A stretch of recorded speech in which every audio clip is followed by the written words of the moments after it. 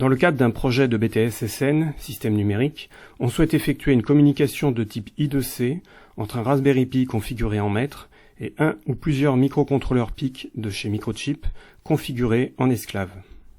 Voici le contexte. Dans cet exemple, on souhaite réaliser la phase de prototypage avec une carte Curiosity HPC dans un environnement de développement MPLABX avec le compilateur XC8 et avec l'outil graphique de génération de code MCC. La carte finale sera développée avec un autre modèle de PIC, mais comme l'outil de développement est livré avec un PIC 16F 18875, nous allons effectuer les premiers essais avec ce circuit. Il suffira ensuite de transposer le travail vers le modèle définitif retenu. Le Raspberry Pi utilisé dans la démo sera un RPI2 sous Raspbian, mais le même travail pourrait être effectué avec les autres versions du nano-ordinateur. Ce type de liaison entre Raspberry Pi et microcontrôleur PIC est assez peu illustré sur Internet et encore moins documenté. Nous allons donc voir pas à pas comment on peut s'y prendre, car au-delà du résultat obtenu, cela permettra de s'inspirer de la méthode pour d'autres types de communication avec d'autres modèles de circuits. Première étape, trouver et analyser un exemple. Lorsqu'on souhaite mettre en œuvre un protocole dans un environnement et sur un circuit que l'on ne maîtrise pas complètement, on part rarement d'un projet vierge, mieux vaut s'inspirer d'exemples sur des sites reconnus.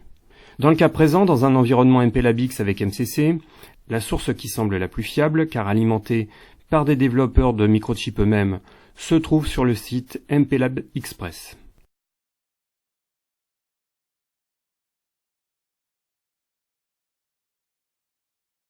Plusieurs centaines d'exemples sont proposés, mais si par l'intermédiaire du moteur on restreint la recherche au bus I2C, seuls 2 projets abordent le mode de fonctionnement esclave sur ce bus.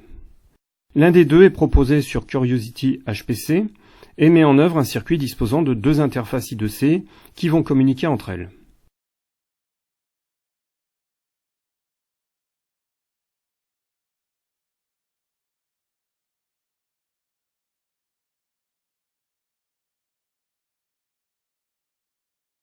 L'autre est constitué de 2 cartes communicantes de type ExpressBoard, l'une en maître et l'autre en esclave, et bien qu'il ne s'agisse ni du microcontrôleur qui nous intéresse, ni de la même carte de développement, c'est néanmoins l'exemple qui se rapproche le plus du fonctionnement que l'on souhaite obtenir.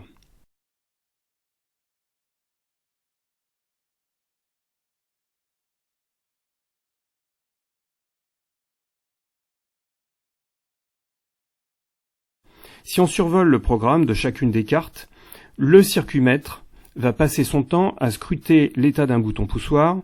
Si celui-ci est appuyé, cela allumera une LED et enverra vers l'esclave la valeur FF sur le bus I2C à l'adresse 08. Si le bouton est relâché, la LED sera éteinte et la valeur 0 sera envoyée.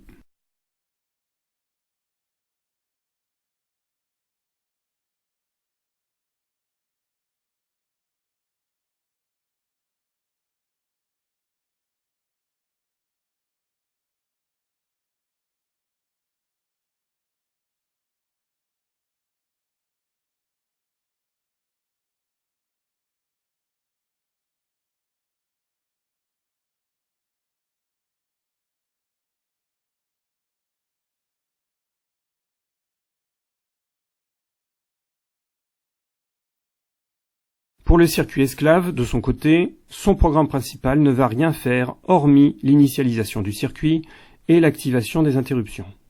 Par contre, si une interruption du programme principal a lieu par l'intermédiaire du bus I2C, la réception de la valeur FF permettra l'allumage d'une LED qui sera éteinte par la réception de la valeur 0. En résumé, l'action sur le bouton poussoir de la carte maître va permettre un allumage et une extinction identiques d'une LED sur chacune des cartes. Nous pouvons donc télécharger cet exemple.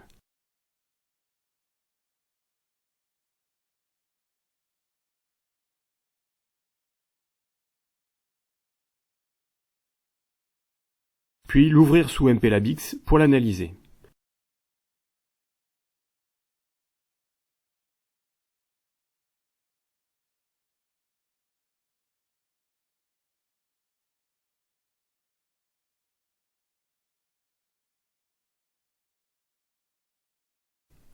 On vérifie que le fichier main.c est bien identique à celui présenté sur le site MPLAB Express.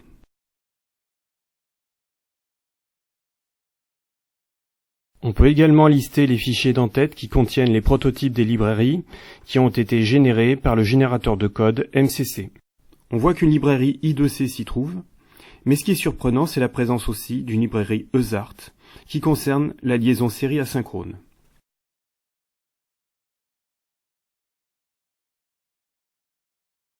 Il faut savoir que ces librairies sont localisées dans le dossier MCC Generated Files.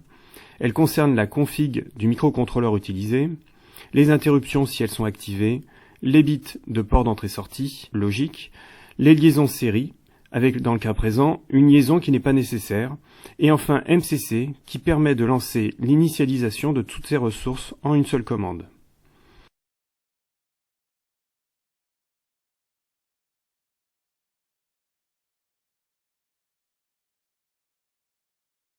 Si on ouvre l'outil graphique MCC, nous allons voir plus précisément comment sont configurés chacun de ces éléments.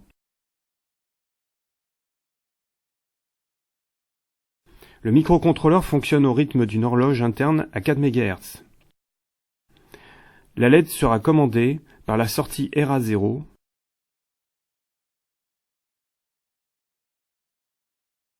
ce qui correspond à la LED D2 sur la carte Express Board. Au niveau des périphériques, l'UART est configuré à 9600 bauds, mais nous n'aurons pas à utiliser cette fonctionnalité. Par contre, ce qui nous intéresse, c'est le MSSP1 pour Master Synchronous Serial Port, qui concerne la mise en service des bus synchrones de type SPI et I2C. L'intérêt de MCC, c'est de permettre de configurer graphiquement ces ressources sans entrer dans tous les détails. Il est cependant vivement conseillé de se pencher sur la documentation du composant, c'est la référence en cas de problème de programmation.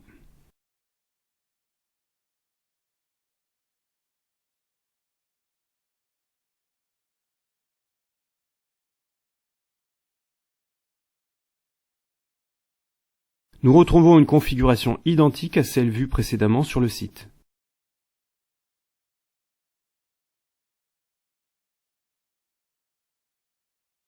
À savoir que le circuit fonctionne en mode esclave, avec la possibilité pour le circuit de ralentir l'horloge. Il est adapté à un front d'horloge RAID, et l'adresse 08 lui est attribuée sur le bus I2C. Enfin, l'interruption sur le MSSP1 est validée.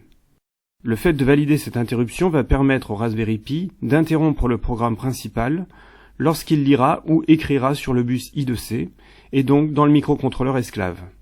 Ainsi les échanges seront immédiatement pris en compte par notre circuit. Dernier paramètre, mais non des moindres, le projet a été compilé avec la version 1.76 de la librairie. Il faudra donc ultérieurement que nous utilisions la même dans d'autres projets. C'est primordial si l'on veut pouvoir reproduire cet exemple sur un autre circuit.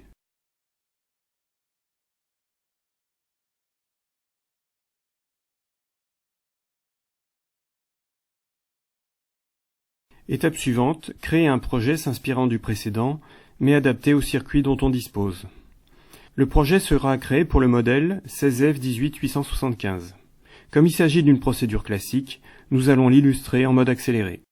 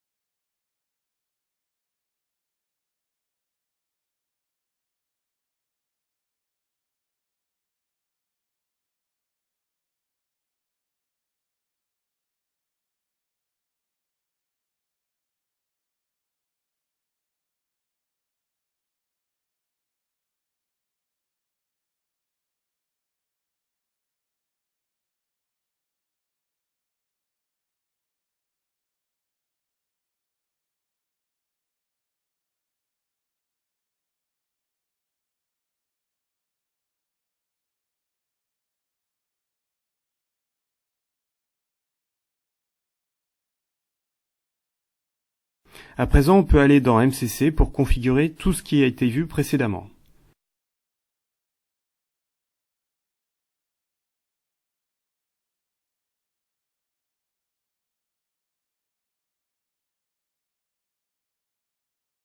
Par défaut, l'horloge est bien configurée.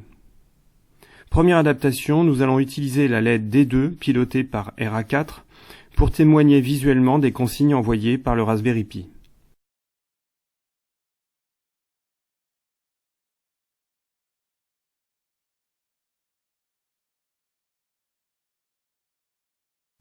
Puis sélectionner le type de boîtier correspondant au nôtre.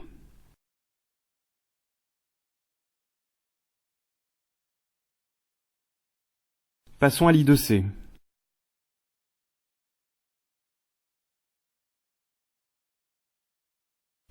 On constate tout de suite que l'interface de configuration n'est pas la même que sur l'exemple, et cela tout simplement parce que la librairie n'est pas la même non plus. Par défaut, les nouveaux projets sont créés avec la version de librairie la plus récente. Nous allons donc passer à la version 1.76.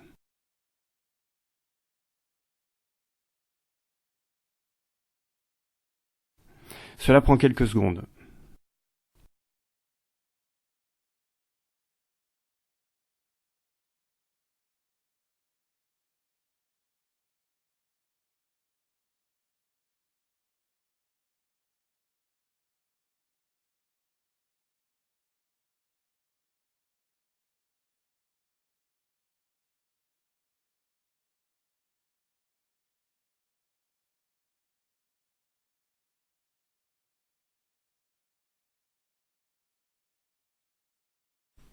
On peut voir les broches RC3 et RC4 utilisées pour SDA-SCL. On vérifie que par défaut l'interruption est bien validée. Il nous reste à générer le code en confirmant les modifications qui nous sont proposées dans le fichier main.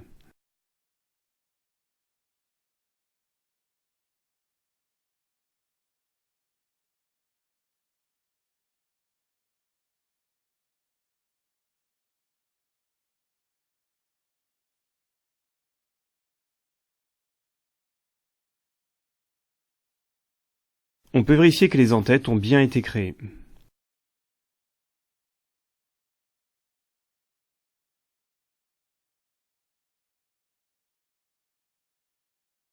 Il faut maintenant mettre en service les interruptions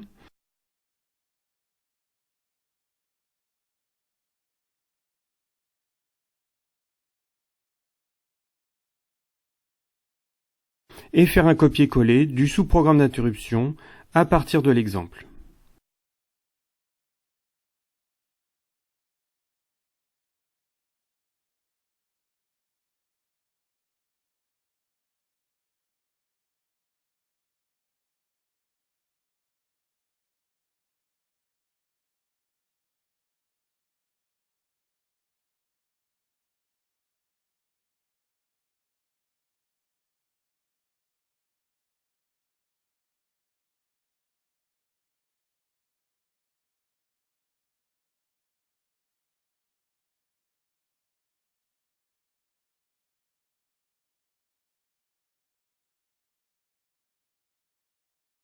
Il faut alors adapter le nom donné à la broche qui commande la LED.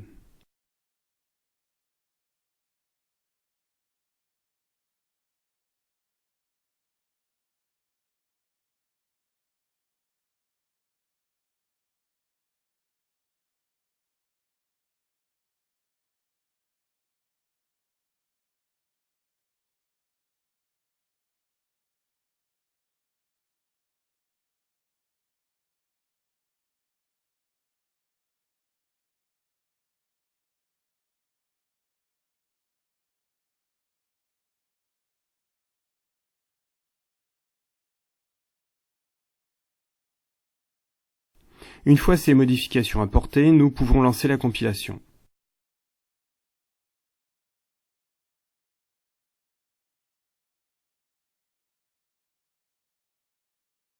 Une erreur apparaît nous signalant que le sous-programme d'interruption est défini deux fois.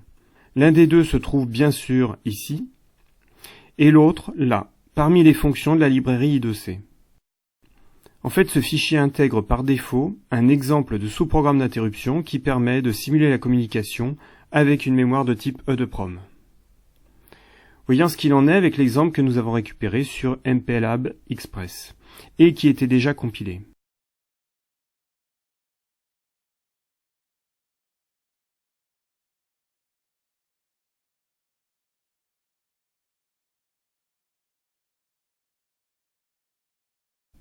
eh bien cette fonction était intégralement mise en commentaire.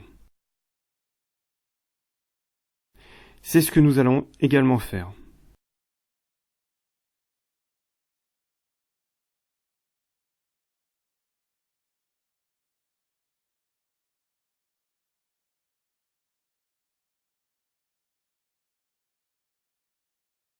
Nouvelle tentative de compilation.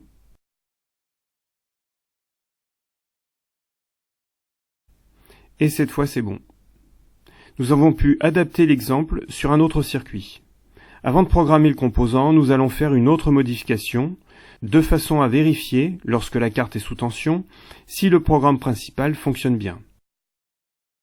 Pour cela, nous allons faire clignoter en permanence la LED D5 reliée à RA7.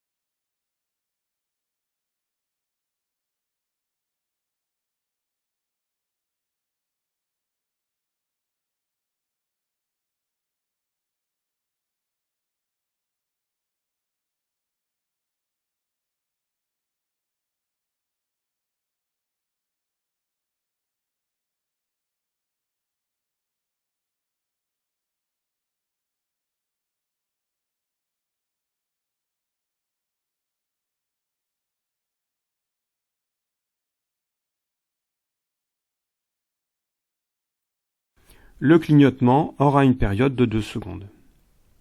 À présent, nous allons pouvoir connecter une carte Curiosity HPC équipée du microcontrôleur fourni par défaut et lancer la programmation.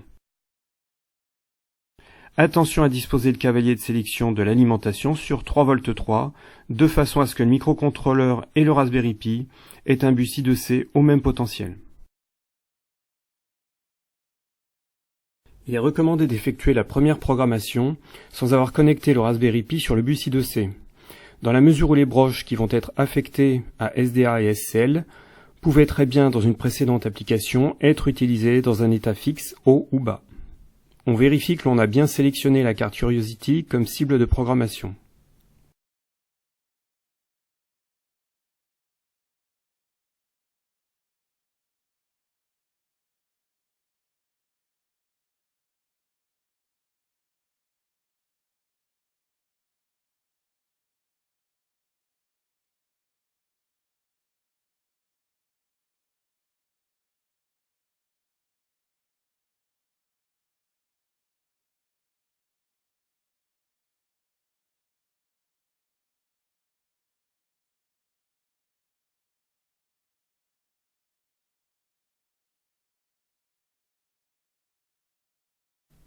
La LED D5 clignote, ce qui signifie que le programme principal fonctionne. Nous allons pouvoir effectuer la liaison après mise hors tension. L'étape suivante va consister à effectuer des essais sur l'association Raspberry Pi et PIC. Le microcontrôleur est programmé, la LED D5 clignote, le Raspberry Pi est également sous tension, les deux cartes sont reliées par le 0 V et par les fils SDA et SCL du bus I2C. Il n'est pas nécessaire d'ajouter des résistances de pull-up sur le bus, celles-ci se trouvent déjà sur le Raspberry Pi. La façon la plus simple de tester si le microcontrôleur est bien vu par le Raspberry Pi sur le bus est d'utiliser la librairie I2C-Dev. Il faudra l'installer si ce n'est pas déjà fait. Puis utiliser la commande permettant de lancer la détection de tous les circuits présents sur le bus I2C. Le PIC est effectivement vu à l'adresse 8. Une commande I2C7 peut également permettre d'envoyer un byte sur le PIC à l'adresse 8 afin de commander l'allumage et l'extinction de la LED sur la carte de développement. Nous allons à présent tester deux modifications dans le programme du PIC. La première consiste à passer son adresse à la valeur 9.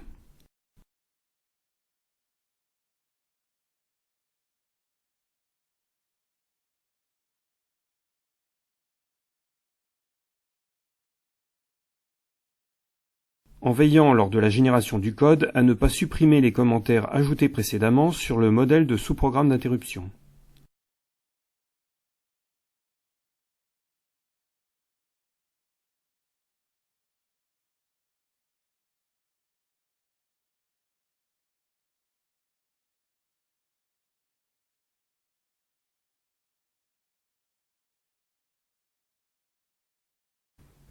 La seconde consiste à remplacer le byte qui commande l'allumage de la LED et à lui donner pour valeur AA.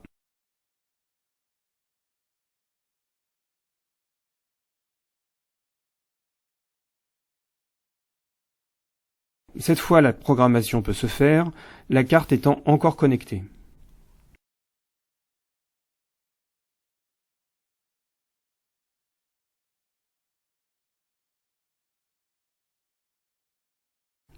D'une part, la nouvelle adresse a bien été prise en compte.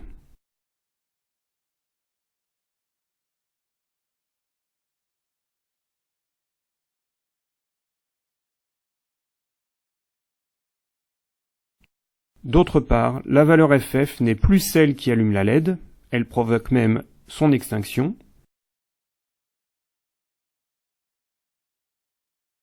C'est bien AA qui est le seul code à pouvoir allumer la LED.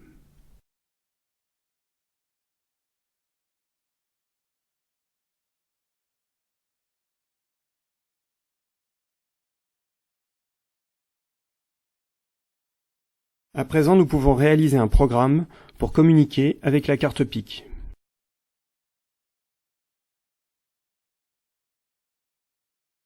En l'occurrence, celui qui est présenté est réalisé en C++ et utilise la librairie BCM2835 pour piloter le bus I2C.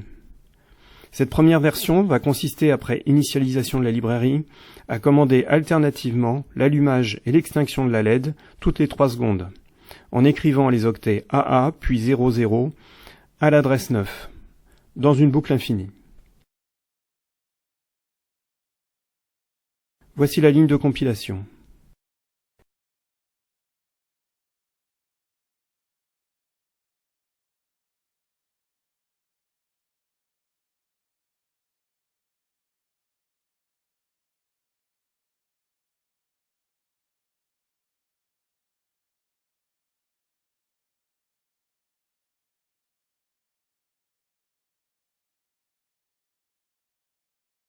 Après compilation, voici ce que cela donne.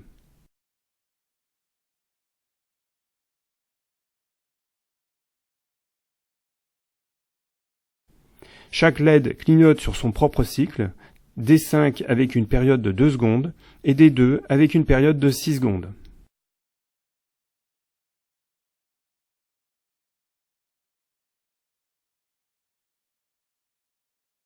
Jusqu'à présent, nous ne nous sommes intéressés qu'à l'écriture.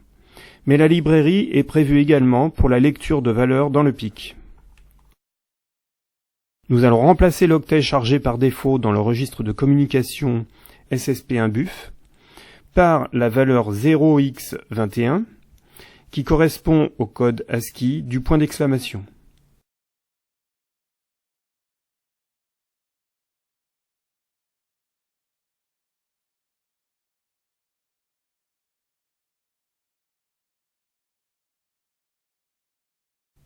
Puis dans le programme, il faut décommenter les lignes permettant de lire dans le PIC et d'afficher la valeur dans la console.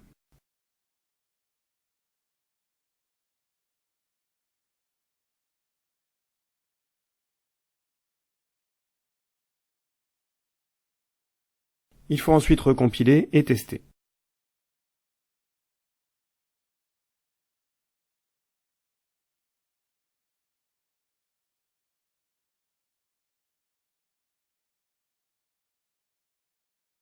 La valeur contenue dans le PIC est bien lue sur le bus I2C et récupérée par le Raspberry Pi.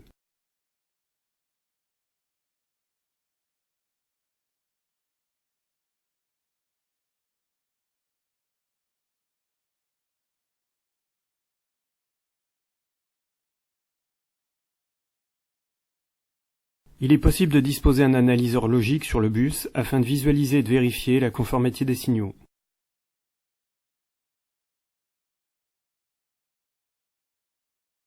Dans cet exemple, la durée de la capture permet de récupérer les deux écritures et la lecture.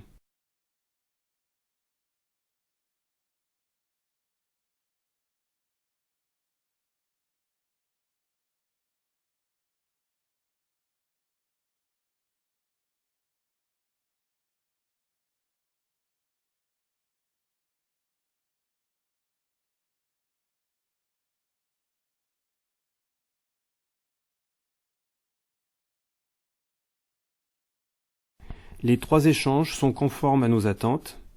On peut constater que l'horloge I2C est de 100 kHz.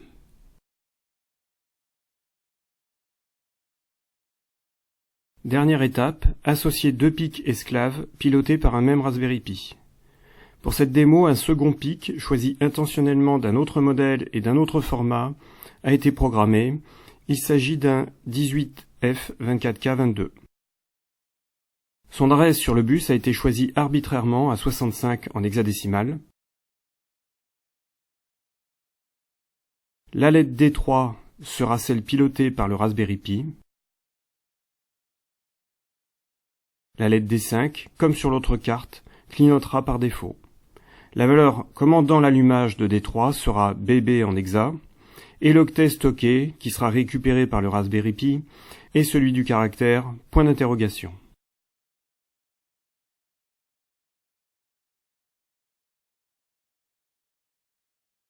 Les deux circuits sont bien vus sur le bus.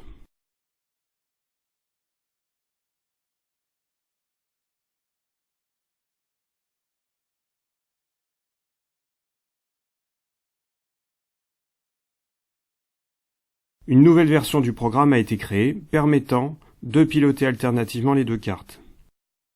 Il faut à chaque fois changer l'adresse du pic esclave.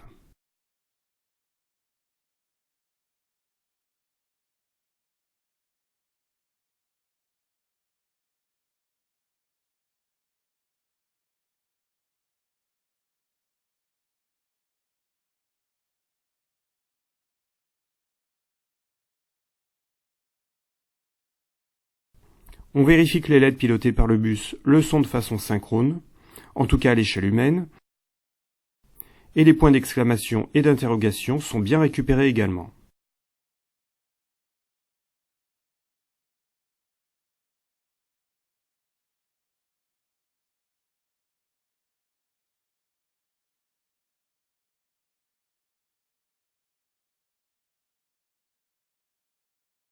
Pour conclure, cette vidéo est loin d'être exhaustive sur le sujet du bus I2C et des microcontrôleurs PIC en mode esclave, mais cela permet de dégrossir le sujet.